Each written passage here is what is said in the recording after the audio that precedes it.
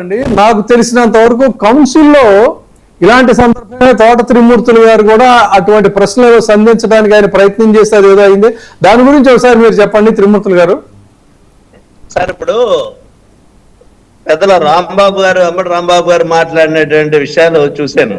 అయితే పవన్ కళ్యాణ్ గారు ఆ వేళ ఏదైతే లింగమనేని రమేష్ గారి గురించి ఇది పర్యావరణానికి సంబంధించినటువంటి ప్రాంతంలో ఉంది, నదీ గర్భంలో ఉన్నటువంటి దీనికి అనుమతులు ఇవ్వడానికి వీల్లేదని చెప్పేసి ఊగిపోతూ మాట్లాడినటువంటి పరిస్థితుల్లో ఆయన ఉప ముఖ్యమంత్రి కాదు సార్, ఈ వేళ ఉప ముఖ్యమంత్రి, పైగా ఒక శాఖ ఏదైతే పర్యావరణ సమస్య చెప్తున్నారో దానికి మంత్రిగా ఉన్నటువంటి శాఖ పనిచేస్తున్నారు. మరి ఈ రోజు మీరు ఆ శాఖకే అధిపతిగా ఉండి మీరు తీసుకున్నటువంటి చర్యలు ఏంటి? అధికారం మన దగ్గర లేనప్పుడు, పదం లేనప్పుడు మనం ఊగిపోతే మాట్లాడడం ఆ రోజుని, ఈ రోజుని మాట్లాడే ఈ రోజు దాని మీద చర్యలు తీసుకునేటువంటి అవకాశం మీ చేతిలో ఉండి ఏమి చేయలేనటువంటి పరిస్థితి. అటువంటి వ్యక్తికి వేళ రాజ్యసభ గురించి మాట్లాడండి. రాజ్యసభ మీ ఇష్టం, మీ పార్టీ, మేము మా ఇష్టం వచ్చినట్టు చేసుకుంటాం అంటే మేము అడగట్లేదు. ప్రజలు అనుకుంటున్నటువంటి దాన్ని మాత్రం మీ దృష్టికి తీసుకురావడం కోసమే మేము ఈ చర్చలో విజయబాబు గారు అడిగిన దానికి సమాధానం చెప్తున్నాం. తర్వాత రెండోది, అసెంబ్లీలో కౌన్సిల్లో జరిగినటువంటి దాని గురించి మాట్లాడుతున్నారు.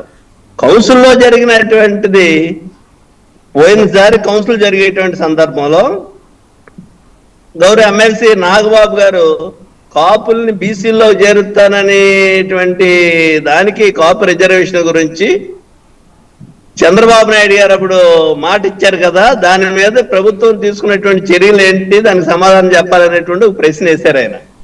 ఆ ప్రశ్న వేస్తే దాంట్లో నేను కూడా అదే సభలో కౌన్సిల్లో ఉన్నాను కాబట్టి నేను దానికి జాయిన్ అవుతాననేటువంటిది నేను కూడా చెప్పడం జరిగింది. నేను జాయిన్ అయ్యాను కూడా. ఈ తర్వాత పరిణామాల్లో మరి ఆ ప్రశ్నని ఉపసంహరించుకున్నారు. క్వశ్చన్ ఎలా అయిన తర్వాత ఉపసంహరించుకున్నారంటే కారణాలు ఏంటి అనేటువంటి మాకు తెలియదు. మాకు వేరే వాళ్ళ ద్వారా, డిపార్ట్మెంట్ ద్వారా నుంచి తెలిసినటువంటిది ఏంటంటే, ఈ క్వశ్చన్ని చంద్రబాబు నాయుడు గారి వరకు ఈ క్వశ్చన్ మీద డిస్కషన్ ఆయన దగ్గరికి వెళ్ళినట్టు, ఆయన పవన్ కళ్యాణ్ గారితో మాట్లాడి ప్రభుత్వానికి వ్యతిరేకంగా నువ్వు క్వశ్చన్ వేయటానికి వీల్లేదు, అది కులమైనా కావచ్చు, ఇంకోటైనా కావచ్చు అనేటువంటిది ఆయన చెప్పాడు అనేటువంటిది బయట చెప్పినటువంటి సమాచారం. దీనికి సాక్ష్యాలు ఉన్నాయా అంటే మేమేం చెప్పలేము. కానీ ఎందుకు వేశారు, ఎందుకు ఉపసంహరించుకున్నారు అనేటువంటిది వాళ్ళు మాట్లాడే చెప్తే చాలా మంది అడిగారు. దీని గురించి నేను అడగలేదు ఎప్పుడు.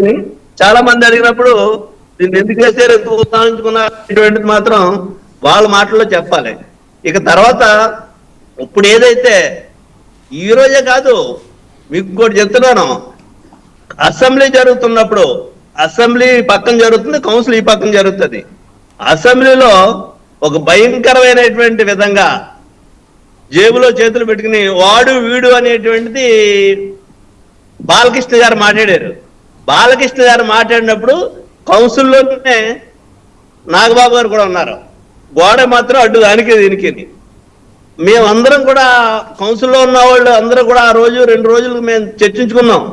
ఏంటి అంత దారుణంగా మరి గౌరవ చిరంజీవి గారి గురించి ఆడు ఈడు అని చెప్పేసి ఏదో కౌన్సిల్లో మాట్లాడుతున్నట్టు, గౌరవమైనటువంటి సభలో మాట్లాడినట్టు కాదు, ఇష్టానుసారంగా అతను మాట్లాడిన దానికి తర్వాత మరి దాని మీద ఏం మాట్లాడారు, ఎందుకు మాట్లాడట్లేదు, ఎవరో సమాధానం ఎందుకు చెప్పట్లేదు, ఇదా మీరు చేసేటువంటిది?